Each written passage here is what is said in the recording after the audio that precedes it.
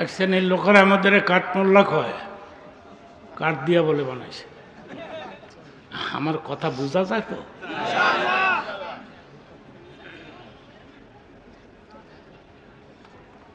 ও কাঠ দিয়ে বানাইছে।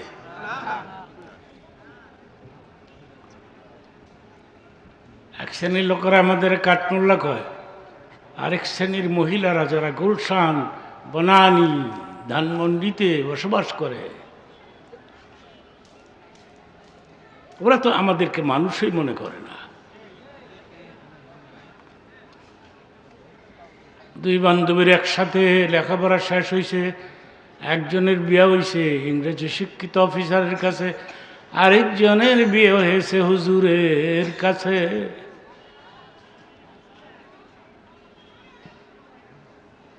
অনেকদিন পর দুজনের একসাথে সাক্ষাৎ হয়েছে। তুই কেমন আছো, তুই কেমন আছো, দোয়া করবি। হুজুরের কাছে যে বিয়ে হয়েছে এবেটি কয়, দোয়া করিস, আমার একটা পোলা হয়েছে। এটা হই না, ইংরেজি শিক্ষিত অফিসারের বউয়ে কয়, এটা কস কি, তোর না হুজুরের কাছে বিয়ে হয়েছে। দুনিয়াটা কেয়ামত করে লাইলি।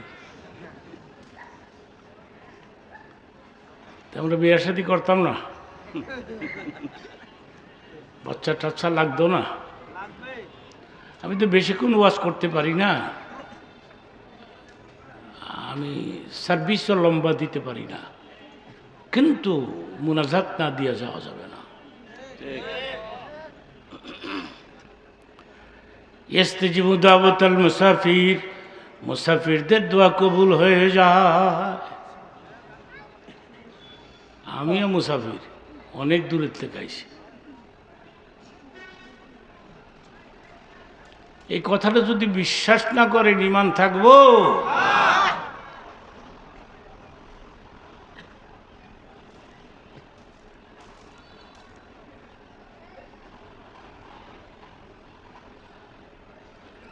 আমার দিকে নজর করে আছেন? পছন্দ হইছে? পছন্দ হইছে, পছন্দ হইছে কে লিখে কইলাম।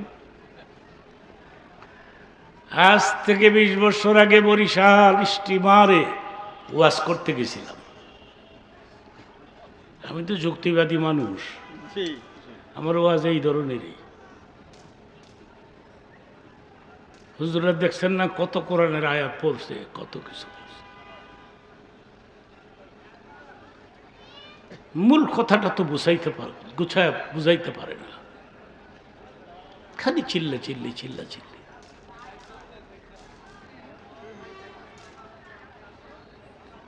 স্টিমারে গেলাম, নজর করে দেখি 15-20 জন লোক নিশান হাতে করে আসছে। আমাকে স্টিমার ঘাট থেকে ওয়েলকাম দিয়া যুক্তিবাদী জিন্দাবাদ জিন্দাবাদ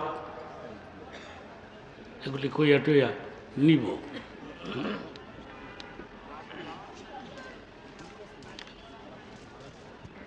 হ্যাঁ হ্যাঁ ভালো আছে, হ্যাঁ আচ্ছা আচ্ছা, অসুবিধা নেই, আপনি বসেন। এই চেয়ারটা দাও। কামিল পাস, মারহাবা বলেন। আপনারাও বসেন, ওনার সাথে যারা আসছেন স্টেজে আমার পিছনে এসে বসেন।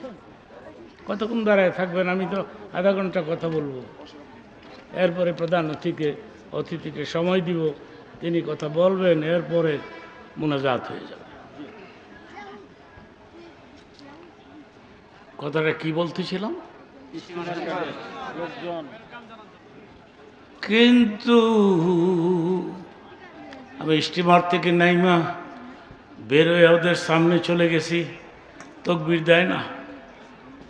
আমার এই জায়গায় হুজুর যুক্তিবাদী আইছে, মেজাজটা কিরকম খারাপ হয়। মানুষ চিনস না তো কে লেগাইছ, তকবির দেয় না কেন? পছন্দ হয় নাই। তখন আমি অ্যাব নর্মাল চলতাম, ইদানিং সব বক্তার এই কাটিং ধরছে, আমিও ধরছি। চিন্তা করে দেখছি কাটিং না ধরলে দাম দেয় না।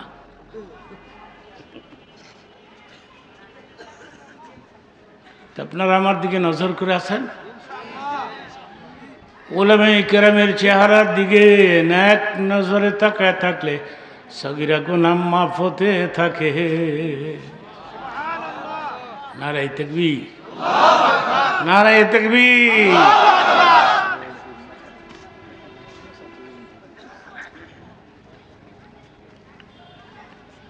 মাদ্রাসা দেখে খুশি হইলাম। একটা ছেলেকে হাফেজ বানাও, একটা ছেলেকে মাওলানা বানাও। কোন এয়ারপোর্টে জানি আমি বসা ছিলাম, তো একজন থানার ওসি আমার কাছে এসে বসে কয়, আপনি কি যুক্তিবাদী না? আমি কই ইয়েস। আজ থেকে 20 বছর আগে আপনার ওয়াজ শুনে আমি আমার একটা সন্তানকে হাফেজ বানাইছি। আরো জোরে কর সুবহানাল্লাহর সাথে শত্রুতা আমি নাই তো? সুবহানাল্লাহি তামলাউল মিজান। অর্থটা করি, এই পৃথিবীতে যারা বেশি বেশি করে সুবহানাল্লাহ পাঠ করবে, কিয়ামতের ময়দানে মিজানের পাল্লায় ওদের ওজনকে ভারী করে দেওয়া হবে। তামলাউ মা বাইনাস সামাই ওয়াল আরদ। এটা আরো গুরুত্বপূর্ণ হাদিসের বাকি অংশ। সুবহানাল্লাহ স্ট্রং এর সাথে বলতে হবে। কেউ যদি এই পৃথিবীতে শুধু একবার সুবহানাল্লাহ বলে, শুধু একবার, সঙ্গে সঙ্গে গোটা দুনিয়ার ফাঁকা জায়গাটা ওই ব্যক্তির নামে নেক দিয়ে পরিপূর্ণ করে দেওয়া। নারায়ে তাকবীর।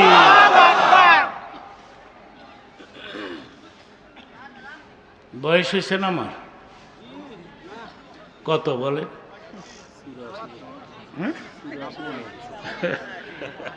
80। 81 বছর স্টার্ট দিলাম।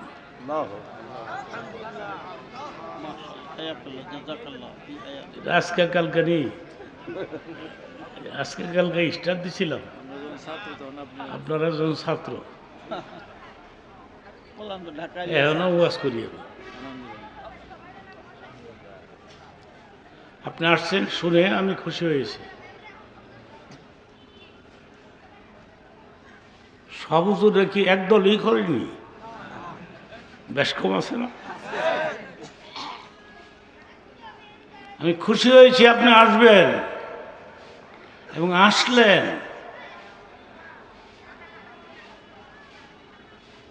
আধা ঘন্টার মধ্যে আমার বক্তব্য ক্লোজ করব, কথাগুলি বুঝাবো, শেষ করব। এয়ারপোর্টে এক লোক থানার ওসি, যুক্তিবাদী, তোমার ওয়াজ শুনে আজ থেকে 20 বছর আগে আমি আমার একটা পোলারে হাফেজ বানাইছি। আপনি তো হাফেজের বাপ,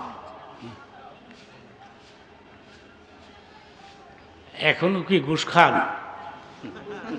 না, এখন খাই না। আমার ছেলে বারবার নিষেধ করেছে, বাবা তুমি না হাফেজের বাবা, তুমি ঘুষ খাইবা কেন? এতদিন ঘুষ খাইছিলাম কিন্তু বরকত হয় নাই, এখন ঘুষ খাই না কিন্তু বরকত হয়। নারায়ে তাকবীর।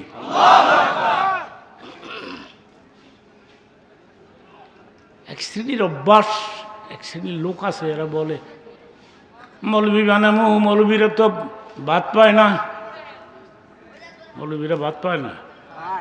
হ্যাঁ, না খায় না? পায় না, না খায় না? গুলশানের নাম শোনেন না? গুলশান তো কাছে আছে। গুলশানে একদিন গেলাম খাতমে তারাবি পড়তে, কে শুনলাম এদের হাদিয়ার পরিমাণ কি জানেন? 1.5 লক্ষ, 1,50,000 তারাবির হাদিয়া। সুবহানাল্লাহ বাইত গিয়ে কইেন না। এত হাদিয়া একেবারে পিচ্ছি যে ছোট, এটার বয়স 18 বছর। গতকালকে একটা প্রোগ্রামে আমি 5টা ছাত্রের মাথায় পাগড়ি দিয়েছি, একটা একবারে পিচ্ছি। আমি বললাম তোমারে কত দেয়? 50,000। তুমি কি হাফেজ নাকি বোকাস? বোকাস না হাফেজ? কে আপনি প্রশ্ন করেন। কপালের মধ্যে চুমা দিলাম, বাবা তুমি যদি আমার পোলা হইতা। হাফিজদের পেছনে লোকমা ধরে এক্সপার্ট কত। পৃথিবীর 50টা দেশকে হার বানায়া আমার দেশের হাফেজ ছাত্র প্রথম প্রাইজ নিয়ে আমাদের দেশে এয়ারপোর্টে নামছে, ঠিক কিনা বলো?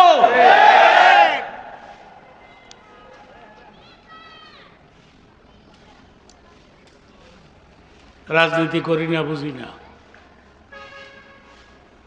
রাজনীতি করলে অনেক বিপদে বললাম, বুঝলে বিপদ নাই। রাজনীতি করি না তো, রাজনীতি জানি না। গুলশানের কথাটা বলবো?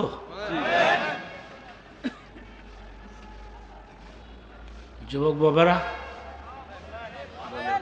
একটা ছেলেকে হাফেজ বানাইবা, দুই হাতে জড়িয়ে ধরলাম, কপালের মধ্যে চুমা খাইলাম, বললাম আল্লাহ যদি তোমারে আমার সন্তান বানাইতো, তোমার ডিউটি কি? আমি পেছনের কাতারে দাঁড়াইয়া লোকমা দিই। আরো জোর এখন।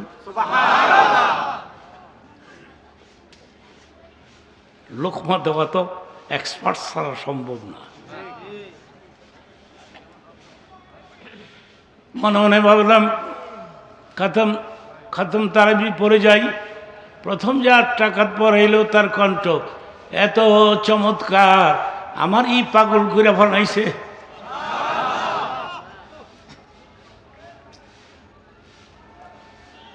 আমি বললাম বাবা, আল্লাহ পাক তোমাকে চমৎকার একটা কণ্ঠ দান করেছে, কোরআন তেলাওয়াত করে তুমি আমারে পাগল বানাই দিলা। হুজুর আমাকে চেনেন না, যুক্তিবাদী হুজুর, আমি তো আপনাকে চিনি। কেমনে চিনো তুমি আমাকে? আজ থেকে 20 বছর আগে আমাদের গ্রামের মাদ্রাসায় গেছিলেন আপনি প্রধান বক্তা হয়ে, আপনি নিজের হাতে আমার মাথায় পাগড়ি বেঁধেছিলেন। আপনি পাগড়ি বেঁধে দিয়েছিলেন।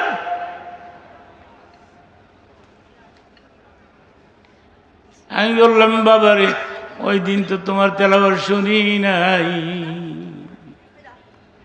কিন্তু আল্লাহ পাক তোমাকে একটা চমৎকার কণ্ঠ দান করেছে। ওই যাত্রাবাড়িতে একটা মসজিদ করেছি, 5 তলা, এয়ার কন্ডিশন লাগাই দিয়েছি। তুমি কি একবারও হয়, একবার যদি হয় আমার মসজিদে যাইবা, খতম তারাবি পড়াইতে যাইবা? হুজুর উত্তরটা শোনেন, এরপরে পারলে সুবহানাল্লাহ কইেন। উত্তরটা শোনেন। হুজুর আমার মন চায় আপনার পেছনে সার্ভিস দেই, কিন্তু গুলশানের লোকেরা যে আমাকে ছাড়ে না। আমি যদি বলি নট, আর থাকবো না, তাহলে 10,000 টাকা বেতন বাড়াই দেয়। আবার নট কইলে আবার 10,000 টাকা বাড়াই দেয়। আমি কই তুই খালি নট কইতে থাক। মৌলবীরা বলে বাদ পায় না। পৃথিবীর কোন দেশে, এই এলাকার নাম কি? আশুলিয়া। কত লোক বসবাস করে এই দেশে।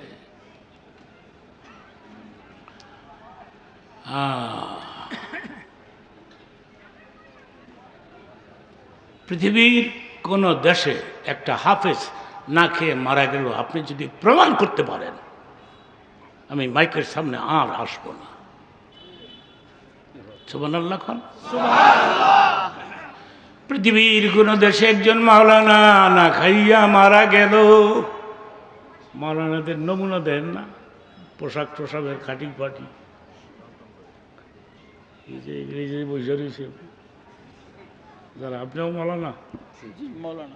হ্যাঁ, দেখেন তো পছন্দ হয় না? যেটাই করুক, জামাত করুক আর বিএনপি করুক, যে কোনো একটা দল করলেই হয়, ঠিক কিনা? দেখেন তো কিরকম লাগে। মাশাআল্লাহ, মারহাবা বলেন।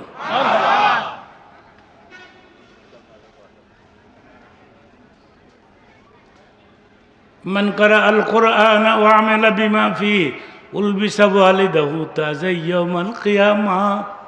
অর্থ করতেছি, শেষ হবে সুবহানাল্লাহ কইতে হইব, শেষ হোক অর্থটা।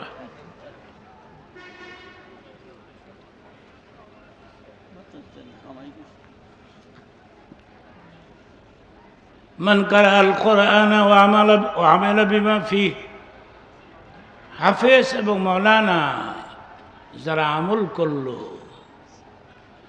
উলবিসা ওয়ালিদাহু তাজা ইয়াউমাল কিয়ামা, হাশরের ময়দানে আল্লাহ পাক নিজের হাতে হাফিজের মার মাথায় বাবার মাথায় তাজ পরাই দিবে।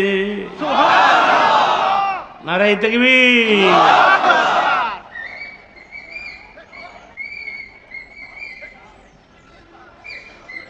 আমি একটু হাদিসটা বুঝাই দিই, একটা এক্সাম্পল দিয়ে, উদাহরণ। এক লোক জায়গা জমি বিক্রি করে পোলারে লেখাপড়া করেছে, পোলা এখন চাকরি পাইছে, এসপি, সুপারিনটেন্ডেন্ট অফ পুলিশ। চিঠি লেখছে, বাবারে জায়গা জমি বিক্রি করে তোকে এত বড় শিক্ষিত বানাইলাম, খেয়াল করবেন, একটা উদাহরণ দিচ্ছি। বাবা, আমার মন চায় আমি ঢাকা দেখব, পারবে তুমি আমাকে নিতে? আমি ঢাকা যেতে চাই। মার কাছ থেকে 10টা টাকা লইয়া লঞ্চে উঠবা, নারায়ণগঞ্জে নামবা, নারায়ণগঞ্জে নাইমা ওখান থেকে দেখবা গাড়ি আসছে, কালো গাড়ি। আগের যুগে তো মেশিনটা কালো রঙেরই আসিল, ঠিক কিনা? আমি উদাহরণ শেষ করি, পরে হাদিসের সঙ্গে মিলাই দিব না।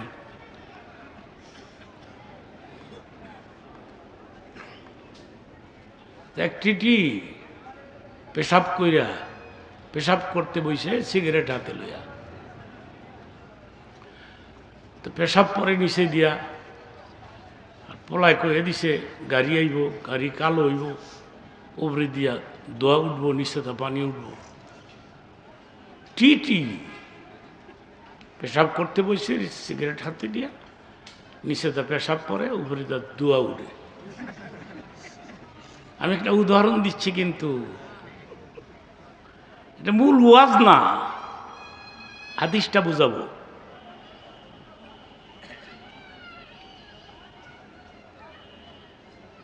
তারপরে গাড়ি আসলো, কমলাপুর চলে গেল, ড্রাইভার থাকলো, চলেন চাচা চলেন।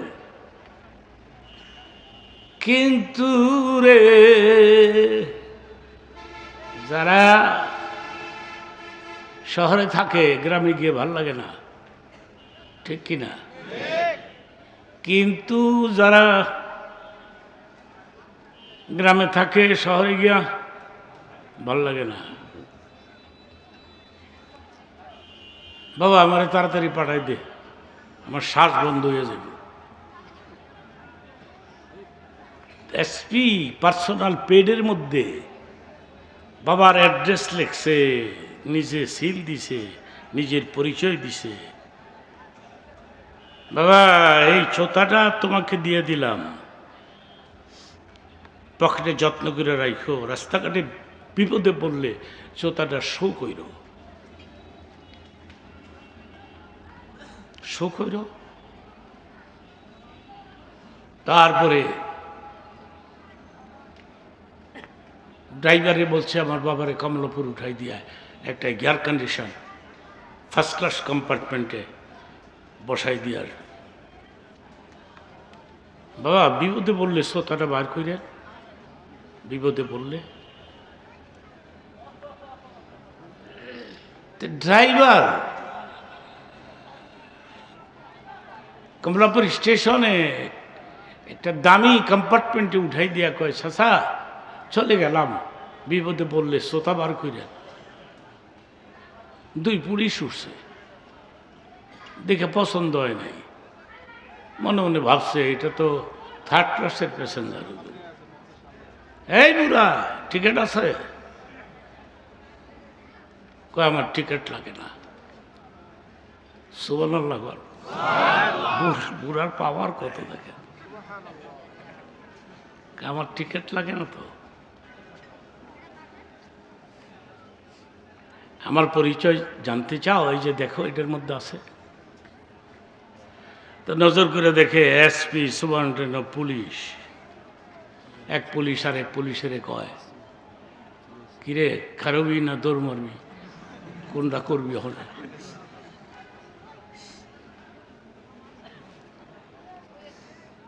চাচা এক কাপ চা খাইবেন? চা খাই না। পরে আমি আদিশের সঙ্গে মিলাই দিব না। চাচা পান খাইবেন? আমি পান খাই না, চা খাই না। নারায়ণগঞ্জ থেকে পাড়া দিতে দিতে রে কমলাপুর থেকে নারায়ণগঞ্জ পর্যন্ত পৌঁছাইছে। লঞ্চের সারেংকে বলছে সারেং ভাই গ্রাম সোজা, লঞ্চ থামায় নামাই দিয়েন। কিন্তু এটা কিন্তু এসপির বাবা, আপনার পোলার কাছে কমপ্লেন দিয়েন না, তাহলে তো চাকরি ঠিকতো না, চাকরি ঠিকবে না তো। গ্রাম সোজা নামাই দিয়েন, এসপির বাবা। মরনা প্রশ্ন আসতে পারে, মরনা যুক্তিবাদী। পুলিশ চিনল এসপির বাবারে ছোটা দেখিয়া, কিন্তু রে আমি যে হাফিজের মা, হাফিজের বাপ, ফেরেশতারা কোন চিহ্ন দেখে বুঝতে পারবে? আল্লাহ পাক নিজের হাতে হাফিজের মার, হাফিজের বাবার মাথায় তাজ পরাই দিবে। আর এই তাজটা দুনিয়ার সূর্যের চাইতে কয়েক হাজার গুণ বেশি আলো হবে। ফেরেশতারা যখনই দেখবে মনে করবে এটা হাফিজের মা, এটা হাফিজের বাপ, ওয়েলকাম ওয়েলকাম, চলেন জান্নাতে পৌঁছে দিই।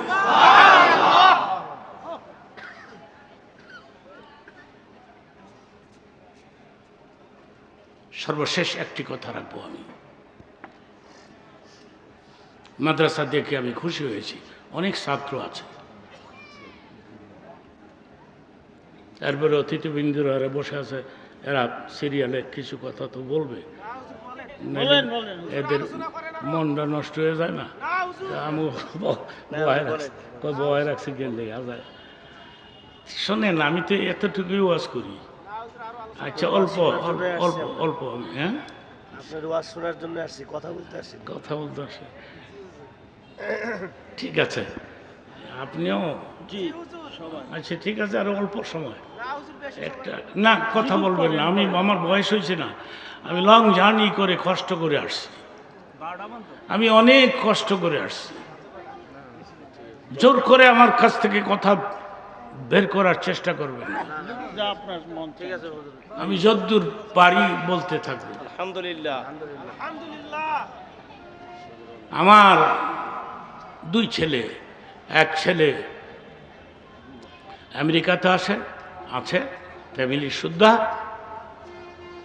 আমার টাকা পয়সা দেয় না, বরং উল্টা আমার কাছ থেকে আরো লয়ে যায়। কি অবস্থা, কি অবস্থা! কি টিস্যুটা কই? এই যে টিস্যু। শীত গেছে গাবো তো আপনি গায়ে দিয়ে। হ্যাঁ, গরম লাগতেছে। শীত গেছে গা তো। শীত নাই আর। আমাদের দেশে কয়দিন শীত থাকে কর? শুনতাছি আবার বলে শীত নামবো। আবার এটাও শুনতাছি প্রধানমন্ত্রী নাকি আবার আইব। দুই কথা মিল্লা গেল না? কি এক অবস্থা! তা আমি বুঝি না কোন দিক দিয়ে আইব, জায়গা কই? আমি তো গোটা বাংলা ঘুরে বেড়াচ্ছি, আমি তো দেখি না এরকম। পারলে আসুক, বাঁচবো, জেতা মারা যায়। এবারটার কপালার এই মহিলার কপালার বাংলাদেশ নাই নেতৃত্ব। সে জুলুম করেছে ওলামাদের উপরে, ঠিক কি? মৌলানা সাইদি সাহেব আমার ডিপলি ফ্রেন্ড। আমরাই তো একসময় ওয়াজ করতাম। ইদানিং যে বক্তৃতা বক্তারা বার হয়েছে এগুলি সমানে ডিমান্ড করে, খালি ডিমান্ড করে। আমি কি আপনাকে বলছি কত হাজার টাকা দিতে হবে? জি না, জিজ্ঞেস করে। লোক এমন বক্তা আছে, সে 1 লক্ষ টাকা নিয়ে যায়, 60, 70, 80 হাজার টাকা নিয়ে যায়। ওদের আমি বলছিলাম তোমরা বৎসরে 10,000 করে টাকা আমারে দিও, তাহলে আমার চলার একটা ব্যবস্থা হয়ে যায় না। কিন্তু দেয় না, 1 টাকাও দেয় না। হ্যাঁ, 2 ছেলে আমার, সাউন্ডটা কমাই দিও একটু। 2 ছেলে আমার, ঠিক আছে। একটা আমেরিকায় থাকে আর একটা বাংলাদেশে হাফেজে, ভালো রেজাল্ট করেছে। তামিল মিল্লাত থেকে ভালো রেজাল্ট করেছে আমার ছেলেটা। আবু বকর কামিল ফার্স্ট ক্লাস পেয়েছে। আমিও ভালো রেজাল্ট করেছিলাম। হ্যাঁ,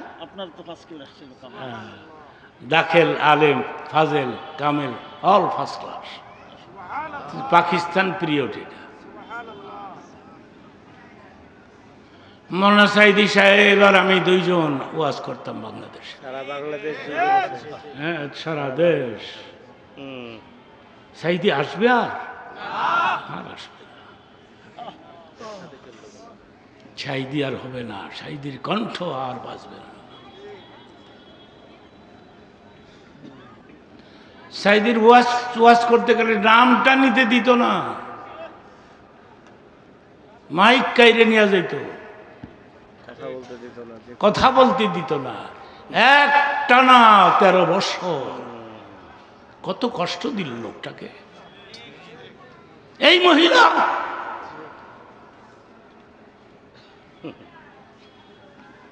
গজবটা তোর এমনি আসে নাই।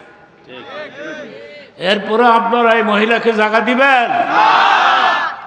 কোনো সুযোগ নাই, সুযোগ নাই।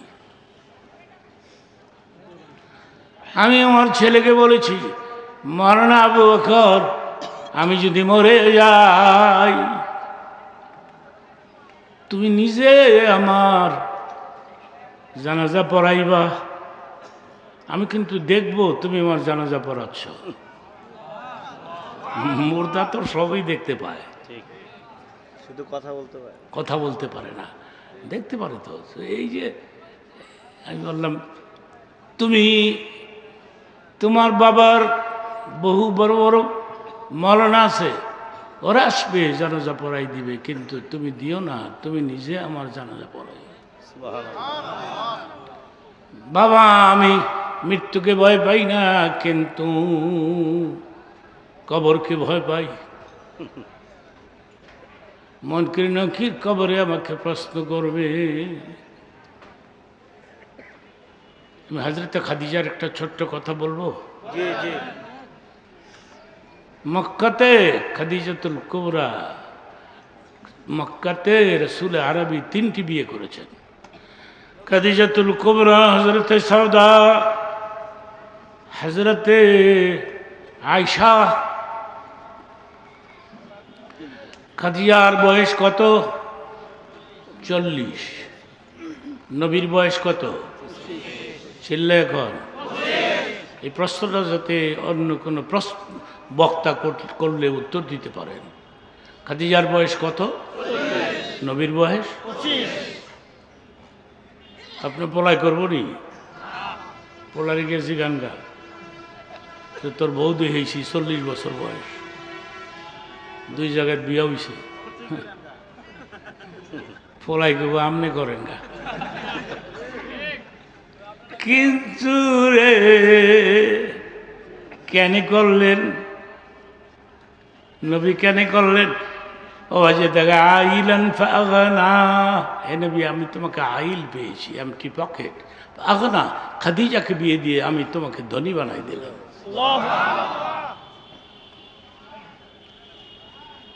তারপরে কি হলো কথাটা বলে ফেলি।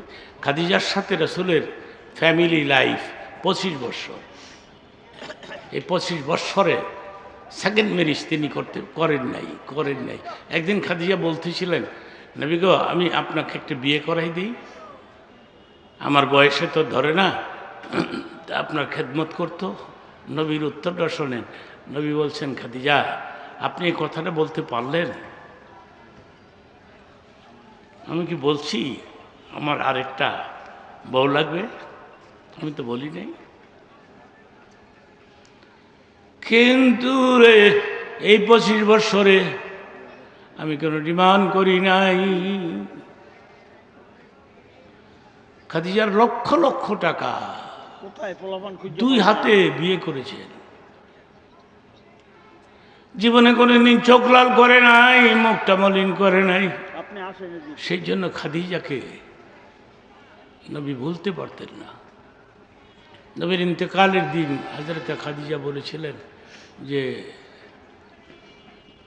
নবী গো আমি 25 বছরে কোনো ডিমান্ড করি নাই, আজকে একটা ডিমান্ড করতে চাই, আপনি কি পারবেন আমার ডিমান্ড রক্ষা করতে?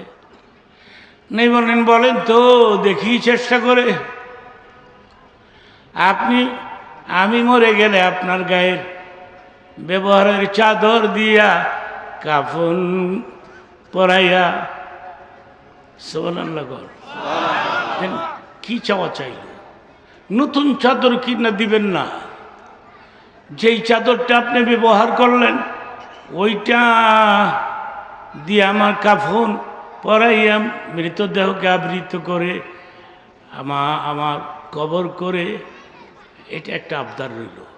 সেকেন্ড আবদার হলো, আমি মুনকির নকিরকে ভয় পাই। মুনকির আসবে, প্রশ্ন করবে আমার কবরে, ওই সময় আপনি আমার মাথার পাশে দাঁড়ায় থাকবেন। হযরত ফাতেমার বয়স ছিল মাত্র 7.5 বছর। বাবার গায়ের চাদরের আঁচল ধরে কবরস্থানে চলে গেছে, মার কবর শেষ হয়ে গেছে। তখন ফাতেমা একটা প্রশ্ন করেছিলেন, বাবা গো এখন তুমি এখানে দাঁড়ায় আছো কেন? কবর তো শেষ হয়ে গেছে। আমার মা এখন কোথায়? উত্তরটা শোনেন, পারলে সুবহানাল্লাহ কইয়া। নবী উত্তর দিলেন, তোমার মা হযরতে আসিয়া হযরতে রহিমার মাঝখানে বসে আছে। নারায়ে তাকবীর। তাহলে কেন দাঁড়িয়ে আছো বাবা? চলো ঘরে চলে যাই। কিন্তু রে তোর মার সাথে আমার একটা ওয়াদা ছিল, মুনকির আসবে, নাকির আসবে, মুনকির নকির প্রশ্ন করবে। আল্লাহ পাক বলতেন, জিবরিল রে প্রথম সালামটা আমার নবীরে দিও, সেকেন্ড সালামটা খাদিজাতুল কুবরাকে দিয়ে দিও। মুনকির নকির এখন আসেনি মা, আমি সেই জন্য একটু অপেক্ষা করতেছি তোর মার কবরের মাথার পাশে। মুনকির নকির আসে নাই। ঠিক তখনই আল্লাহ বললেন, জিবরাইল রে যাও, এখনই যাও, গিয়া নবীরে বলে দাও মুনকির নকির আসবে না, মনকির নকিরকে নিষেধ করে দিয়েছি, মনকির নকিরের প্রশ্নের উত্তর আমি দিয়ে দিয়েছি। নবীর যাইতে কও ঘরে, ফাতেমারে নিয়ে যাইতে কও।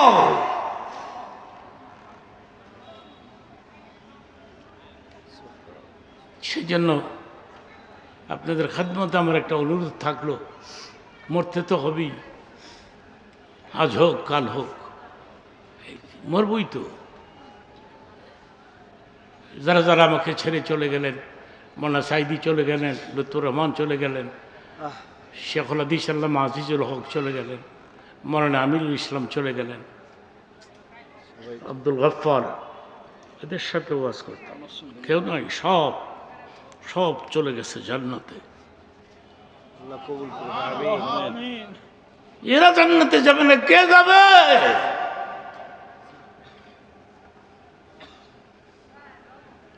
কেমনে কেমনে পয়সা রয়েছে আমি বুঝি না, আবার ওয়াজও করতেছি। এই জন্য বেশি ওয়াজ করতে পারি না, অল্প সময় করি। সর্বশেষ আবদার যেটা হলো, মাদ্রাসাটাকে আপনার দেখে রাখেন, যদিও প্রাইভেট হোক আর যেটাই হোক, এটাকে দেখে রাখবেন। আর মাদ্রাসায় একটা ছেলেকে দিয়ে হাফিজের বাপ হবেন, হাফিজের মা হবেন, এই অনুরোধ রইল। তোমরা জানো আমি আমার ওয়াজের বয়স কত? 50 বছর। তো 50 বছর ধরে স্বাধীন স্টার্ট হলো, বয়ানও শুরু হলো। সাইদি সাহেব উনিও আসলেন ঢাকাতে, তখন আমি আরও 2-1 বছর আগে স্টার্ট দিয়ে ফেলেছি। তারপরে উনি আসলেন, ওনার তো শুরু হয়ে গেল বয়ান, আরম্ভ হয়ে গেল। এরপরে মৌলানা আমিরুল ইসলাম, আব্দুল গফফার, মৌলানা মাসুম সাহেব, এদের সঙ্গে আমি ওয়াজ করেছি। আমি লালবাগেরও ছাত্র ছিলাম। দিন মোহাম্মদ খান সাহেব আমার টিচার ছিলেন, আমিবুল ইহসান আমার টিচার ছিলেন, আল্লামা খাশগুরি রহমতুল্লাহ আলাই আমার টিচার ছিলেন। আমি খাশগুরির জানাজার মধ্যে অংশগ্রহণ করেছিলাম।